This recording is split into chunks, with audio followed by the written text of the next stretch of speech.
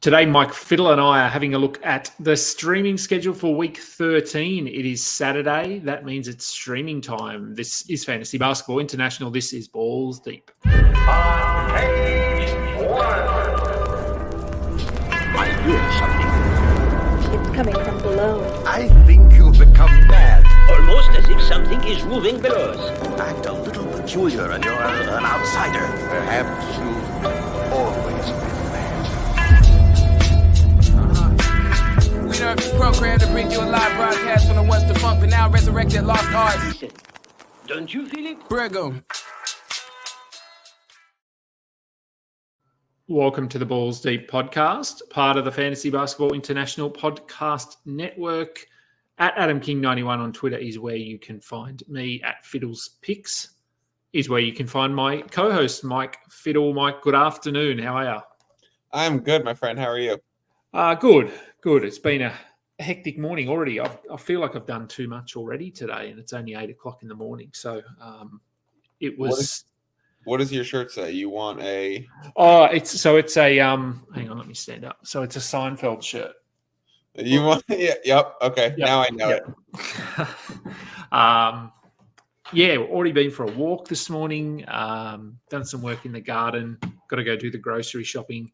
Record this show, but it's all because I'm heading to a mate's place and we're just going to watch NBA all day. So I need to get my chores out of the way early, so that I can prioritize basketball later in the day.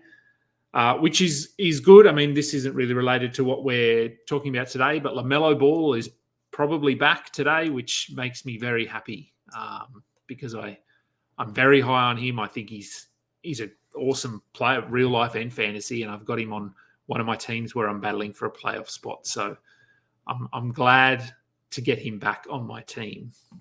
They've been wonky with injury reporting over there in Charlotte too. I think with who is it, Mark Williams? They call him doubtful every single game, and he's inevitably just out and very clearly not doubtful. But let me ask you: if you're doing all these chores and getting ready to watch prioritizing basketball on a Friday, have you seen any differences in your own personal inkling to go watch and prioritization to go watch on like a Friday night versus this time of the year? As versus before when it was like the in-season tournament time and they were using those Friday nights to do those games with the special courts, because you're still making basketball appointment viewing on a Friday night. Yeah. I mean, the in-season tournament was obviously a huge success and it was pretty cool, the new courts, and felt like the players were very engaged. But I just like watching basketball. So it could be any day of the week, any time of the year. I'd still prioritize basketball if I could. Me too. Look, it's and obviously it's Friday night, Saturday here, so it's a nice day off from work. Looking forward to a good day with a few mates that I haven't seen for a while.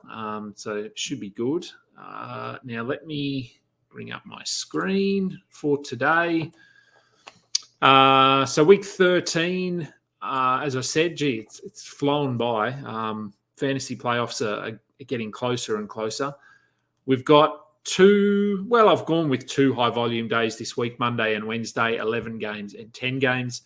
And then our low-volume days are Tuesday, Thursday, Sunday with 3, 5, and 6 games respectively.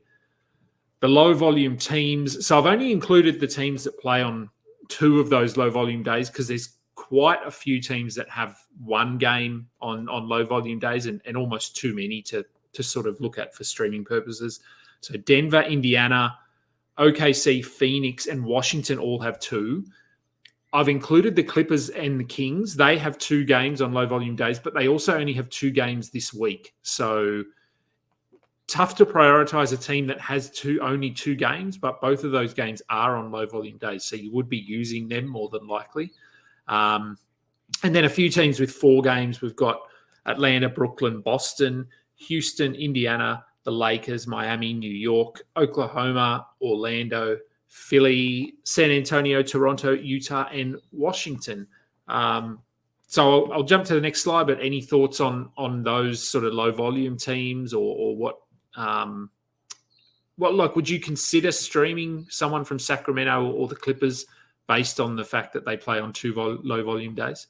Yeah, so I think it's very important that you point out that despite playing on 2 low-volume days, it is their only 2 games. Within that, the Clippers are Tuesday and then not again until Sunday. So they are definite no, and they don't really even have that many great streaming options. Their stats are pretty concentrated between their main guys. The Kings, on the other hand, play Tuesday, Thursday, and they're surrounded by high volume days on Monday and Wednesday. So there's a chance that you're entering the week with, say, a player on the Milwaukee Bucks who's your streaming option and the player that you're flipping around, and your team is full on Monday and Wednesday. Well, then go ahead and forego that Milwaukee Buck because they're not playing on that Monday anyways.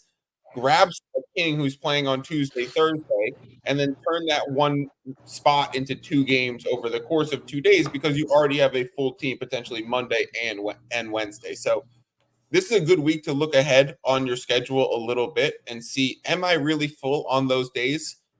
Because even though we're calling them high volume days, they're high volume in respect to the week. We do have some days that have 2 or 3 more games than these days. So you're likely to have close to a full roster, but not guaranteed. So definitely check your team, know where you sit personally, and probably forego any Clipper. You could consider picking up a King, though. If you have someone on the Clippers, you could just hold them until Wednesday, play them on the Tuesday, and then drop them. Yep. So we'll start in Indiana, and obviously there is a little bit of streaming value there at the moment with Tyrese Halliburton out, at least for the next week and a half, and probably going to be longer, to be honest. I didn't pop TJ McConnell on here because I figure he's been picked up in most competitive leagues now. If he is available, prioritize him, go and grab him. But Andrew Nembhard started, which I figured he would. We've seen in the past that they tend to go with him as the starter over TJ McConnell. Nembhard didn't have a great game in terms of production, but he can be better than that. He can get you some assists. So I still think he's going to have value, even though McConnell is the priority. I would consider Nembhard if you missed out on McConnell. Bruce Brown was dropped in a few leagues before the Halliburton injury because he himself was out for a little while. If he was dropped, I think he gets a bump as well with Halliburton out. And then I've just popped in Obi Toppin and Jalen Smith. I would certainly prioritize Nembhard, McConnell if he's available, and Brown over Toppin and Smith. But I think Toppin and Smith can have some limited value if you need what they bring to the table. You didn't even include Neesmith as a pacer. Are we just assuming he's picked up across the board? I'm assuming he is. Yeah, look, again, if he's not, grab him. He's like a top 80 player this season. We probably talked about him last week. I'm not sure if we did. But, yeah, I think he's doing enough to be rostered. He graduated? I think so. Yeah, we'll see. I mean, I'll check next week and maybe he gets dropped a little bit this week. Maybe his production falls off slightly, but the reason why I asked Adam was because he was dropped in my league, and I saw the Halliburton injury, and TJ McConnell and Neesmith were both on the waiver wire, and I really only have one streaming spot that I like to flip over because I view Caruso as a keeper, so I'm not holding on to him, even though he's been banged up and missed some time, and then he's hit or miss some games. I hold on to Alex Caruso. So I only really have one streaming spot, and I had the choice between Neesmith and McConnell, and I went with Neesmith, and I put down a $30 free agent bid. So it is making me quite happy to see him graduated from your list, and he graduated his way onto my roster. So this is a good thing. Yeah, look, I think potentially McConnell has more value in the next week or two, but I think Neesmith has rest of season value. We did know the extent of they were both on waivers, so it was like a pending. McConnell and Neesmith were both dropped. I guess maybe Indiana's schedule was less favorable right before the injury, so they were both dropped, and they were pending the 3-day waiver. So we had time to, unfortunately, see the growth Halliburton injury where it looked like his hamstring might have come off the bone, and then. Don't go watch the replay if you haven't seen it. It's not fun to watch. And then those 3-day period, we found out that it was a grade 1 and that it was only going to be a reevaluation in 2 weeks type of thing. So I had the ability to look ahead and say, I do think Neesmith is more of a season-long thing, and McConnell has more short-term value and went with Neesmith. Yeah. I have Neesmith in a league, and I'm happy about that. And I managed to get McConnell in 3 leagues, I think, but they were all leagues that don't have a bidding system, so you just go and grab them. So I happened to be watching the Pacers game when the injury happened, and I just went straight to the waivers in those leagues and picked up McConnell. And yeah, look, I'll just roll him up there until Halliburton's back, and then we'll decide what to do next. I have put the Clippers on here, as you said. I probably wouldn't be targeting them maybe for an early week stream, but Norm Powell, Terrence Mann, Russell Westbrook, all can have value. Mann has looked all right in the starting lineup. Powell, if you need points. Westbrook, if you need some out-of-position rebounds, some assists. But again, their schedule isn't that favourable despite the fact that they play on 2 low-volume days.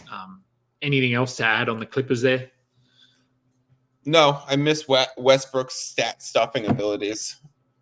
And I donated some money on a Westbrook 6 Man of the Year ticket, apparently. Yes, he's not. Well, I mean, the Clippers are just playing too well to play him big minutes at the moment. So if I correction, Adam, correction, they're playing so well because they're not giving him not giving him minutes. That is it. Correct. Yes. OKC, not a lot of streaming value on OKC at the moment. They're playing well. Josh Giddey seems to have rounded into some form. Isaiah Joe is sort of just like Eric Gordon, who I've got next, and one of these guys that's always going to be on this list if you need threes. Likewise, Lou Dort, if he's available. I think he's probably still rostered in too many leagues, but if he's available, he can get you some threes. He can get you some defensive stuff. On certain nights, he is very up and down, but I sort of wouldn't prioritize either of these guys. I think there's better value on the Pacers, for example. Anyone else on OKC that intrigues you at the moment? The only reason why an OKC player intrigues me is because they start off the week with the Monday, Tuesday back-to-back. So if you could target a Lou Dort, he's owned in my league, but he floats on the waiver wire. He's one of the most hot potato players, add drop. So if you could go for a Dort or an Isaiah Joe, there's a chance that they get 32 minutes on back-to-back nights to start your week. And there's a chance that means a combination of 7 stocks for Dort or 9 threes for Isaiah Joe if you hit it on the right day, where it's 6 one game and 3 the next. So you could target those guys early in the week and then forego them, but they do have an early week back-to-back. Okay. And Phoenix, Eric Gordon, I touched on him. He's on this list every week. If you need threes, pick him up.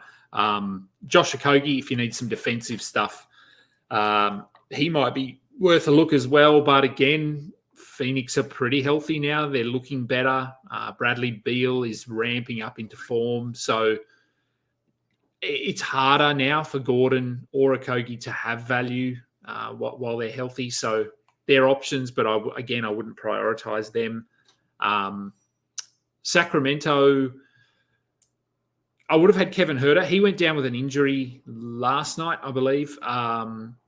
So I didn't pop him on this list. We don't have word as to severity of that injury or anything yet, but he's even out. These, pardon?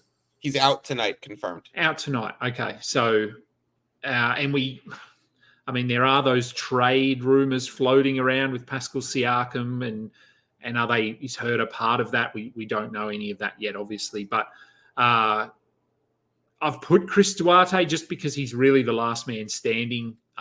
He's going to have to start, but I wouldn't be adding him. You'd have to be in a deeper league, I think, to pick him up. Harrison Barnes has been pretty bad this season, despite starting. Keegan Murray has sort of flown past him in terms of the hierarchy in that team. And Trey Lyles, who's actually looked better than Harrison Barnes off the bench, he would probably be the one. If I had to pick one of these 3 players who could be a sort of a 12-team fringe option for streaming purposes, it's probably Trey Lyles. You're Trey Lyles' biggest fan. He is getting the minutes more than Duarte or I looked up Davion Mitchell too on the side right now just to see what kind of run he's been getting. I think this is just if Kevin Huerter's going to miss time, we're going to see more Malik Monk. Go grab a Malik Monk 6 Man of the Year ticket. If we were just talking about that with Russ, I grabbed Malik Monk 7-1 to win 6 Man of the Year earlier this week on BetMGM. So go check out and do that, because if his stat set takes off and the two guys in front of him are Bogdanovich on the Atlanta Hawks and Tim Hardaway Jr. on the Dallas Mavericks, they're both sneakily in some trade rumors too. So maybe in a month from now, Malik Monk is the last man standing, and Emmanuel Quickley was very high on that list, and now he's traded and starting. So you want to target some of these guys who fit the criteria, and that might be a good time to take it in Sacramento with Huerter being down. I think I mean, again, I'm no better. You're the betting guy here. I would actually probably have. I'm surprised Monk isn't the favorite. I'd have him as the favorite at the moment. Yeah, I don't know. Maybe that's just me because I watch too much basketball. But I just think what Monk does for the Kings is invaluable, and he's basically a starter coming off the bench. Yeah, he was fourth when I took it. It was Hardaway, Bogdanovich, Reeves, and Monk. And I actually talked about this on the Advantage podcast that I did on the Fantasy Basketball International YouTube show on Wednesday, where I talked about grabbing multiple players in a portfolio approach and doing the math on the odds about how to combine them all together and understand what your payout ratio is going to be. So if you're interested in that stuff and betting some of these awards, definitely go check out the show. And the 6 Man of the Year has some sneaky value right now. Washington. I've put DeLon Wright on here because he's obviously one of the best steals streamers. Personally, I am not streaming him again because every time I stream him, he gets 0 steals without fail. So I am not streaming DeLon Wright, but I think he is still a valid streaming option. I've just been burned by him too many times. Koulibaly, still not really getting the minutes. I think that probably changes at some point later in the season. And Corey Kispert can be a bit of a points guy, points and threes off the bench, but his minutes are pretty up and down depending on how well the starters are playing. Any thoughts on the Washington? I just avoid Washington basically altogether. Yeah, I kind of agree with you. I would say great time to try and go swoop up a Denny Avdia in a trade. If he's available, because I think there's a chance that we see a Tyus Jones, or I think Poole's unmovable, but I think a Tyus Jones might get moved to a contender. I think Kuzma, the phones might ring for him. I think Kispert might be a movement shooter that some try and bring in. Denny Avdia is probably the only player on the Washington Wizards besides Koulibaly who's going to be there in 3 or 4 years.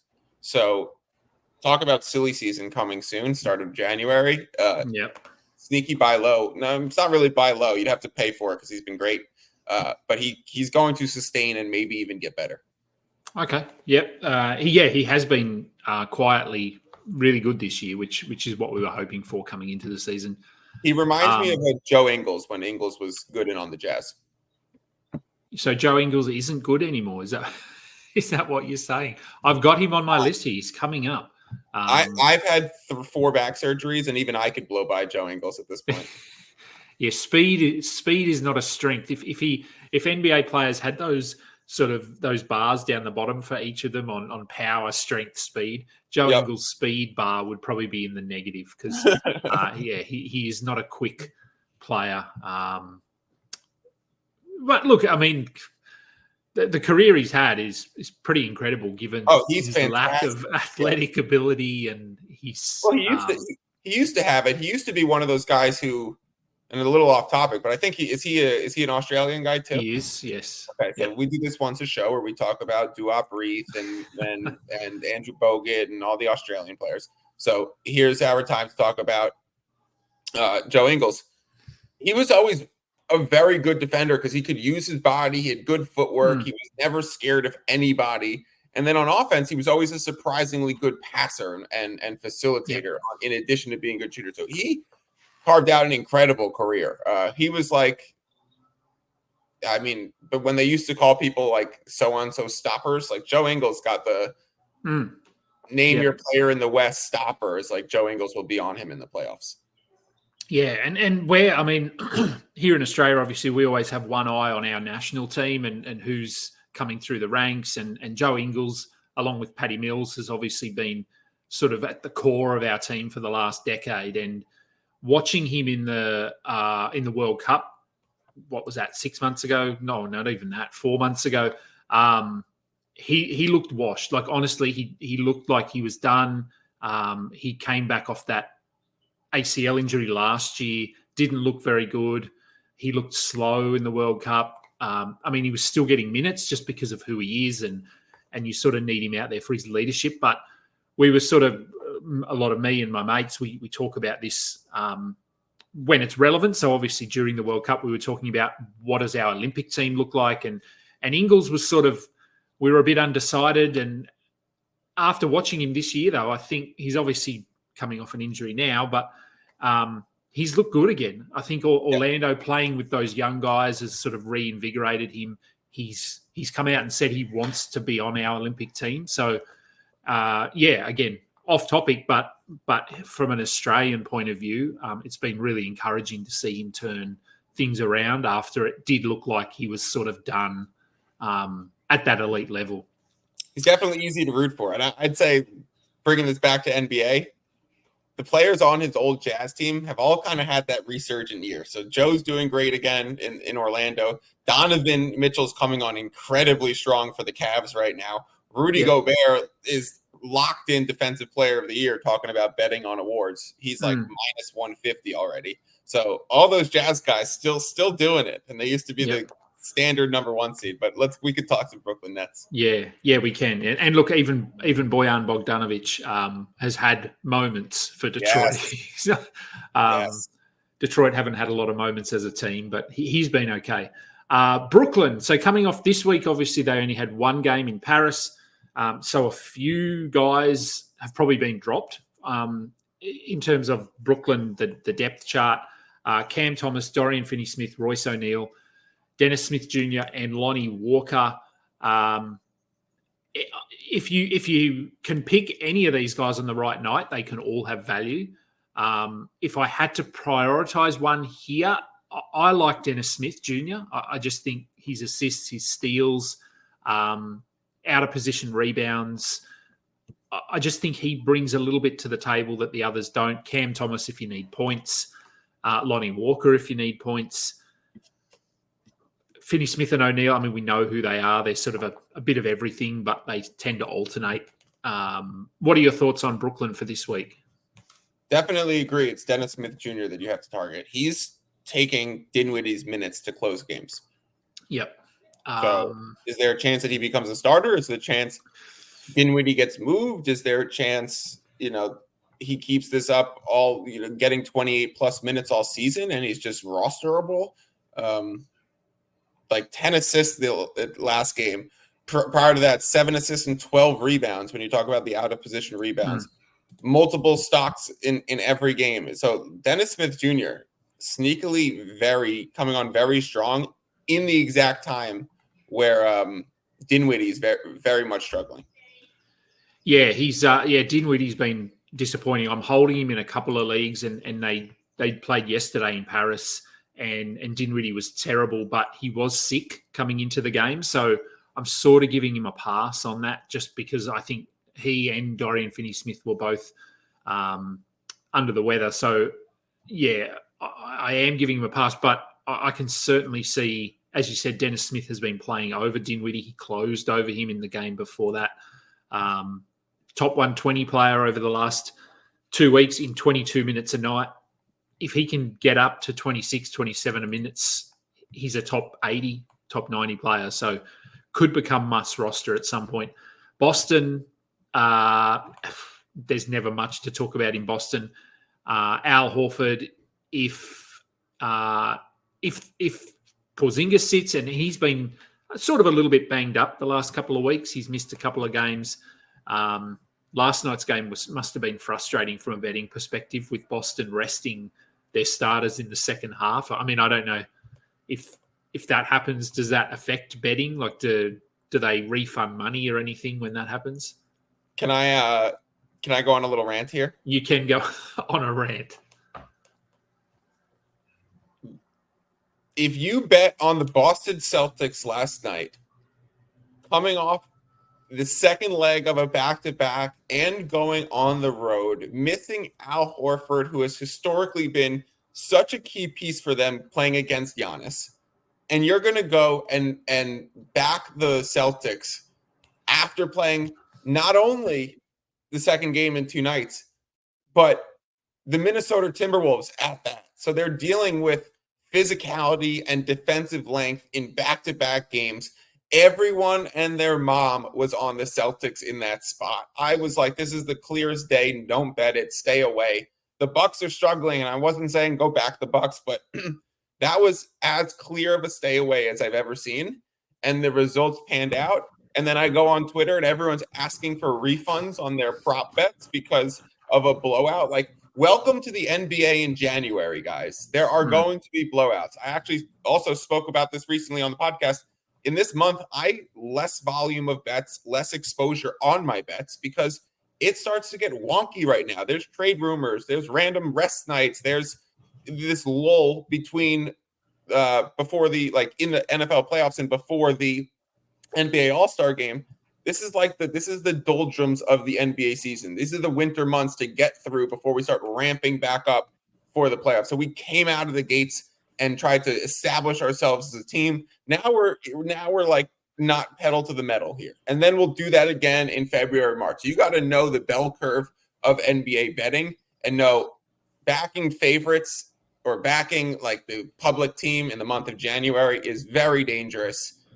And those people were burned by the Boston Celtics last night. Anyways, in fantasy sense, coming up for this week, Celtics do play 4 games, and it's just every other day. So it's Monday, Wednesday, Friday, Sunday. So you will probably have Horford playing. Sam Hauser's been playing great. When he gets his playing time, he's pretty incredibly reliable to hit his threes. Pritchard, I'd be interested in hearing the Pritchard take. Yeah, look, I mean, I don't know. He's a tricky one. Like he's getting minutes. He doesn't do a lot typically in those minutes. So he's probably more of a guy you want to target if Drew Holiday just decides to sit one of those games or something like that. If you look at just running through his game log now, this is Pritchard. He obviously played heavy minutes yesterday because they rested everyone. 30 minutes, 21 points, 4 rebounds, 4 assists. That's a 12-team line.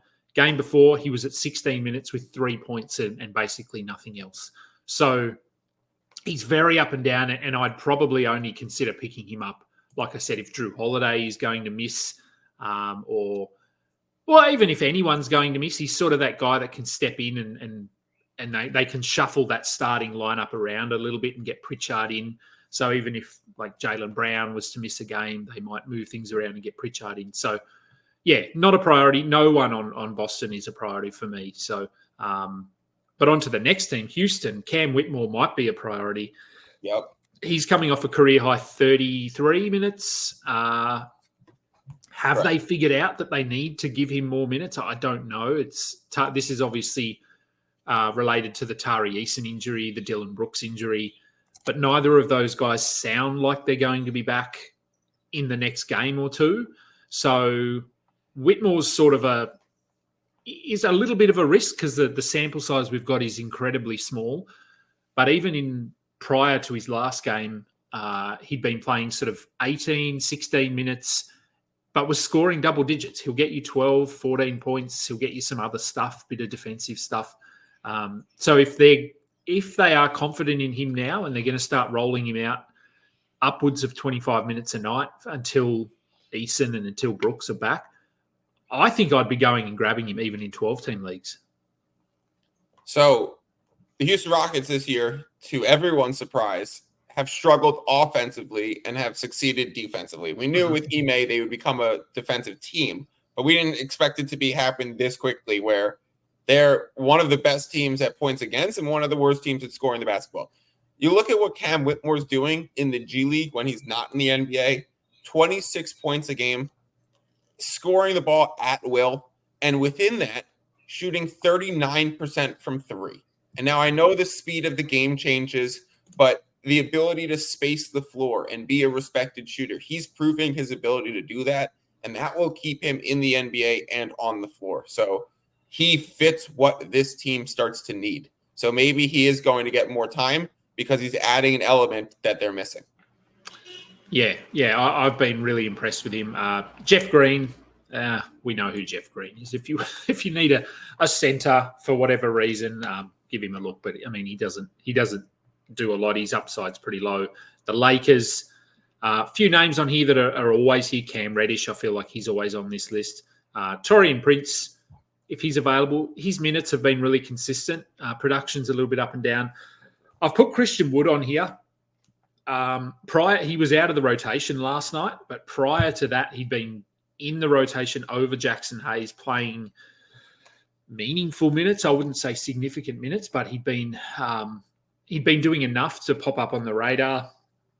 So I'm not sure whether being out of the rotation last night was just a matchup kind of thing, or whether he was just not feeling 100%. I don't know. So he'd be someone to consider if you think he's going to continue playing.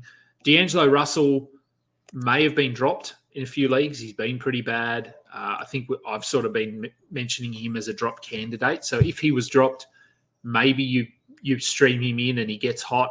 And Rui Hachimura, so I popped him in because I think he's been upgraded. So he's questionable. And if the Lakers need a lot of stuff at the moment, but one thing they do need is some scoring off the bench. Like they need someone to do something, and Hachimura can do that. So if they do sort of upgrade him and he plays and I might not grab him for that first game because it's a calf injury. They're probably going to limit him, but towards the back end of the week, maybe give him a look if he's been playing. Any thoughts on the Lakers? I think if D'Angelo Russell was dropped, he's an ad. He's very important, and he could score in bunches to this team. Everyone thinks he's a trade candidate, and people think he's overrated, whatever, but he could put up stats that matters for fantasy purposes. The rest of it is, if you could figure out who's healthy on this team, because it's not just Darvin Ham complaining to the media about them not being healthy. They are down the most rotation minutes and the most starter time and minutes played of any team in the NBA this year. They also lead the league with players on questionables and probables, with LeBron and AD pretty much doing that every game. So if you could figure out who is the guy that's going to be healthy and playing that game and strike that iron while it's hot, then they're all pretty much streamable. Yeah, they are. And I don't know whether I talked with you about, no, I feel like it was a more recent show, but I just touched on, and I remembered back to the start of the season after that first game when Darvin Ham came out and said that LeBron was going to play no more than 30 minutes a night, except if they needed him, if the sort of the situation called for that. And then if you go back through his game log, he's played like over 35 minutes in basically every game this year. There's like 4 where he hasn't. So that was, he's putting a lot of miles on those tires this season, despite the fact that they were talking about sort of easing off on his workload. That has not happened at all. Miami, a ton of injuries. I was just reading through the injury report. Jimmy Butler is out. Tyler Hero is out. Kyle Lowry is out. I mean, this team is just banged up constantly, it feels like. So I've got Josh Richardson, Kevin Love, and I always get the wrong Martin when I look at Miami. Which Martin is it? Caleb. So I think all 3 of those, Caleb Martin is upgraded to probable.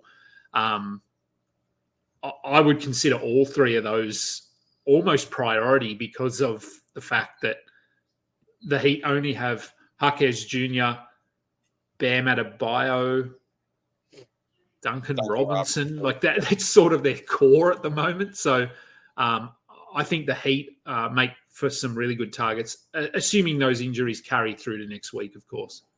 Yeah, add Haywood Highsmith to the list. Yeah. He's been playing great as of late. 35 minutes last game, 5 threes, 19 points. So if he's hitting his shot and he seems to be getting healthy again, he's back out there, he should be added. But yeah, Miami are down so many players. So it's Lowry, it's Jimmy, it's Hero, it's all of their high usage guys. So definitely, if you pick up the right person who's going to take up that usage, you can get a real nice streamer option. I'm pretty glad. I mean, not that I've ever really targeted him or drafted him anywhere, but I'm pretty glad I avoided Jimmy Butler this year. I'll say that. He's terrifying in fantasy. New York. So I've put Josh Hart. I haven't put Dante DiVincenzo because I think he's probably been added in most leagues. And if he wasn't added prior to last night, he probably has been now because he was pretty good last night in a loss. Josh Hart, look, he continues to play good minutes, 25, 26 minutes, but he's just not doing a lot with that time. So I think DiVincenzo is the clear priority there. And then I've just put Quentin Grimes. He's been better of late, but he's really only a deeper league ad there. Anyone else in New York? No, I agree. I will reiterate, great call on the DiVincenzo. Right as that trade was happening, you said he was the guy that I would prefer. Yeah, I think he just fits what they do. We've seen him do it in the past. He was really good for Golden State last year. So yeah, that sort of made sense. Orlando, it's not Wager, it's Wagner. Typing this up quickly before we came on, I've misspelt that and it hasn't picked it up for me. So Mo Wagner, Goga Bitadze, they seem to be alternating center minutes depending on the matchup. So both of those guys can be considered. Bitadze is probably still the priority just because he's starting, but Wagner will certainly give you a lot more offense than Bitadze. So it really depends what you need. Cole Anthony, I've popped him on here, even though Markelle Fultz is back. Fultz has only played, I think, 15 and 12 minutes or something. So they're ramping him up really slowly. I mean, I could even theoretically have Fultz on this list because he's probably not rostered in all competitive leagues. And then Joe Ingles, he's coming back. I think he was he's off the injury report, I think. Yes, off the injury report with a left ankle sprain. So his minutes won't be right up there from the get-go, but with Franz Wagner out, Ingles sort of slides into playing that makeshift facilitator role. He was playing well before he got injured, so Ingles might be someone to consider if you need some, as we said, assists, and he'll sort of luck into a steal or two, and he'll hit some threes. He's good from the free throw line. So a little bit of streaming value in Orlando. Agreed. Cole Anthony, because they're missing some scoring around the edges. So it's going to be Paolo and Cole Anthony. Joe Ingles, if he gets those 20 to 25 minutes with Franz out, definitely playable. Yep. On Spurs, Malachi Branham and Champagny. Now, I haven't got actually, no, I do have the schedule if it loads up. I was just seeing whether the Spurs have a back-to-back next week. It is Friday, Saturday.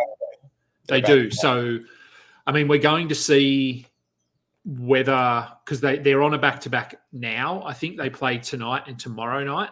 And Wembanyama is not on the injury report for tonight. So we'll see whether that is still going to hold, whether they are still resting him in the second night of a back-to-back or not, or whether just the minutes restriction remains and they play him on a back-to-back.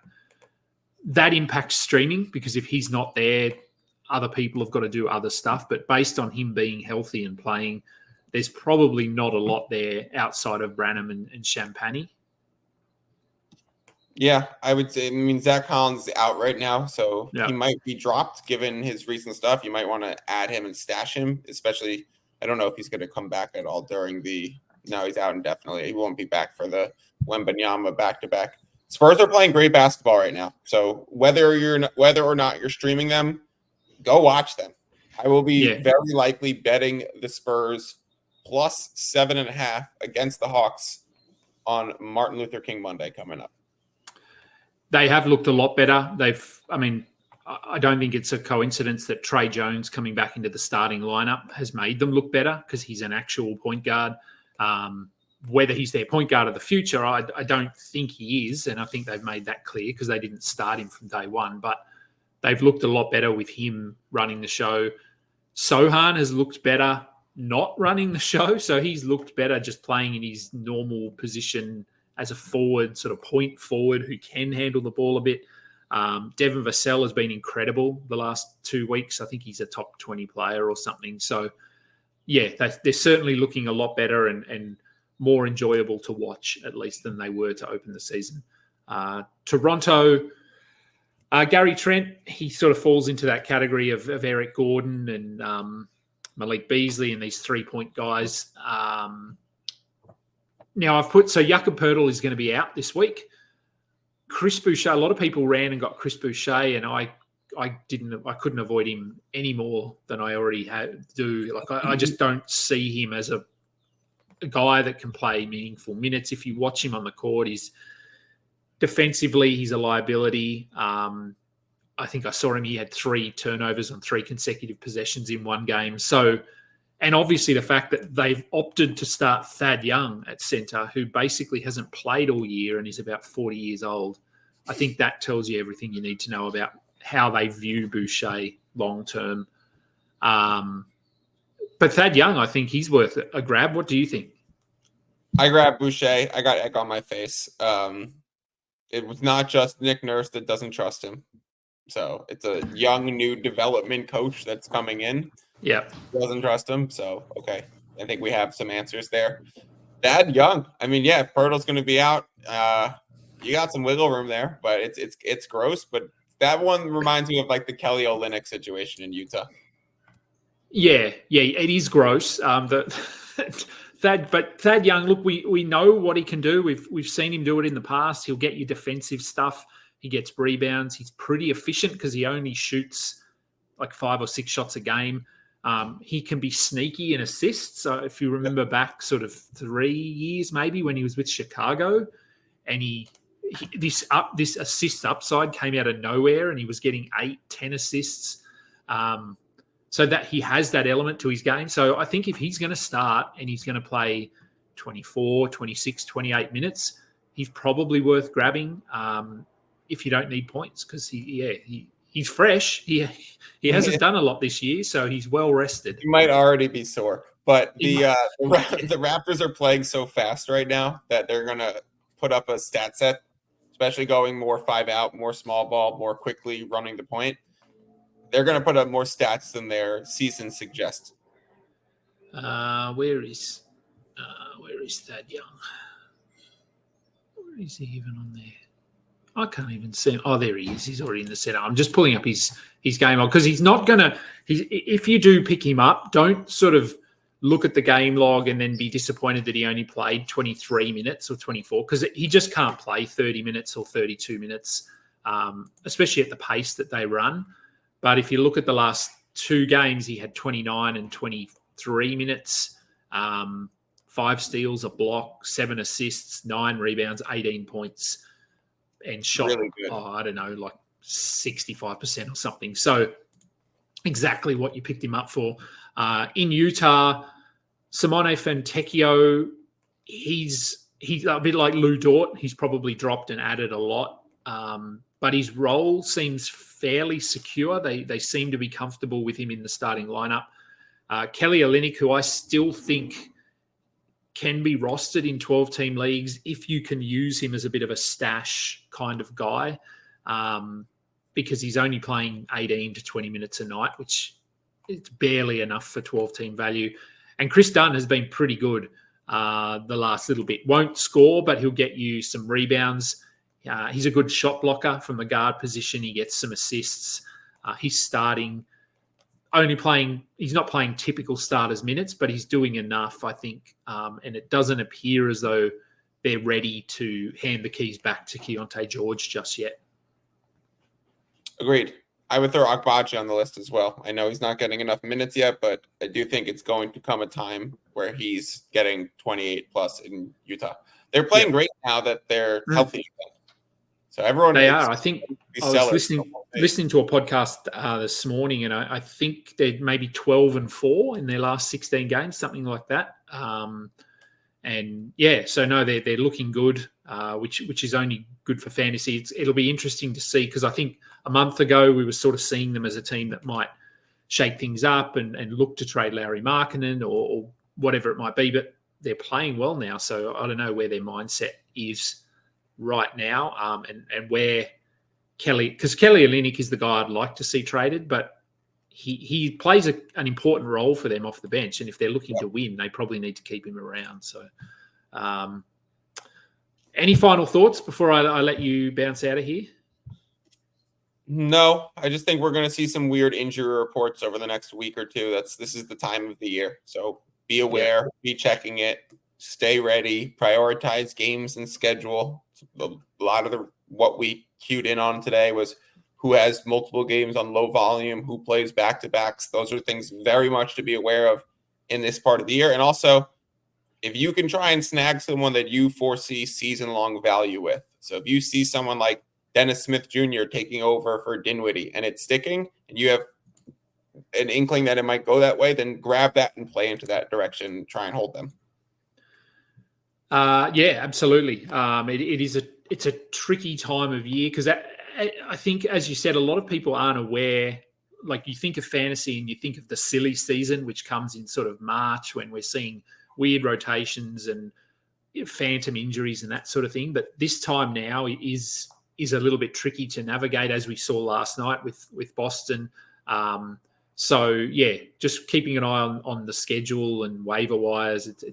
And we're sort of ramping up to the fantasy playoffs. So if you're sitting 6th in your league, there is an opportunity probably in the next couple of weeks to snag a couple of categories but move up the standings. So yeah, it's a key part of the season. Now, next week, we spoke about this off air just before we jumped on this show. So we record this on a Friday, your time, Friday afternoon, Saturday morning, my time. It's typically released on a Saturday morning. We're looking ahead to the next week, obviously. What we're going to maybe do next week is record this live. So this will be recorded at the time we're doing it now, which is it's 1 p.m. Pacific. So 1 p.m. your time, which is Eastern. 4 p.m. Eastern, yeah. Yep. Mm-hmm. And we'll be focusing more on, your Friday, Saturday, Sunday slate. So those 3 games, as well as looking ahead just to the Monday, Tuesday, because sometimes you can sort of pick someone up who plays on Saturday, Monday, Tuesday or something.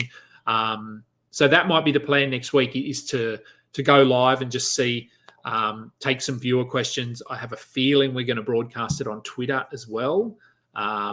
So yeah, a little bit of a change for anyone that does tune in regularly to get those streaming, the streaming sort of tips. We'll be doing it live with a little bit of a change in format next week, and we'll see how that goes. You've got a new show that you debuted last week, Check Ball. That's a regular thing now, I'm assuming, because the NFL season is it's into wild card weekend, I believe. Is that right? Yeah, there's going to be, this weekend there's, I think, 6 football games, but there's going to be, essentially 4 or 2 and then 1 football game moving forward. So a lot less work I have to do on that side in terms of studying the numbers, getting ready for the matchup. So figured now's a great time to start just doing a general check-in with the NBA. So this past week, we ranked Morant and Halliburton. Unfortunately, they both get injured. We ranked Donovan Mitchell and who was the last one that was part of that list? De'Aaron Fox. We ranked those 4 point guards. We talked about which coach was on the hottest seat. We talked about the checking in with the trade market, which teams we wanted to make a move. We also used the Grizzlies for that, which now that throws a monkey wrench in it. But anyways, just going to be doing a general NBA check-in, not betting related, not fantasy related, just general NBA show. And if you want us to talk about any specific topic, just reach out to me on Twitter @FiddlesPicks, and I could include it in the next week. And that comes out, I know it came out earlier in the week, Tuesday. Yeah, it should be Mondays. Yeah, Monday. Okay. Mondays. Yep. So we should be up to 6 regular shows now a week as part of the Fantasy Basketball International sort of network that we've got going, which is really good. We'll figure out a 7th so that we're doing a show every day. That was our goal coming into the season. We're almost there. At Fiddle's Picks on Twitter is where you can find Mike. At AdamKing91 is where you can find me. Remember to like and subscribe to our YouTube channel, to this show. We love doing our content, and the more people we can reach, the better. We're also on Google Podcasts, Apple Podcasts, Spotify, all of your podcast network platforms. Until next time, catch up. You just listened to another episode from the Fantasy Basketball International Podcast Network. Thanks for joining us. And for more information about joining our community, please check out our website at fbibasketball.com.